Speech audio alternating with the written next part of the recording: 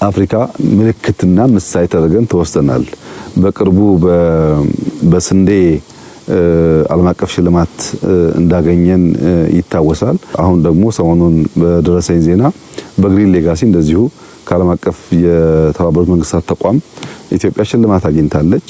በኮሪደሩም እንደዚሁ ብዙዎች ለመማር ጥያቄ ያቀርባሉ፣ መጥተው ይጎበኛሉ። ለብዙ አፍሪካ ሀገራት ምሳሌ የሚሆን ስራ ተጀምሯል ነው። ግን ከተሞቻችን መድረስ የሚገባቸው ቦታ አልደረሱም። ይሄንን ስራችን አይተው ሊያጣጥሉ የሚሞክሩ ሀገራት እና አንዳንድ ግሩፖች ደግሞ የእናንተን ስራ ስሩ፣ ይሄ ለኛ ተውልን። ይሄ ሀገር ባለቤት አለው፣ የሀገር ባለቤት አለው፣ ህዝብ አለው፣ ራሱን የሚወድ ራሱን የሚያከብር መለወጥ የሚፈልግ ህዝብና መንግስት አለው። ለኛ ተውልን ስራችንን ነው መልእክቴና ተባብረን በርተን እንስራ። የጀመርነው መንገድ በጣም ተስፋ ሰጪና ውጤታማ ነው። አስደሳች ስራ ነው። ሳንታሰር ሳንቆም በርተን ብንለፋ የበለጠ ያማረ የተዋበ በብዙዎች አይን የሚደነቅና የሚመሰገን ሀገር ለመስራት እድል አለን ብዬ አስባለሁ።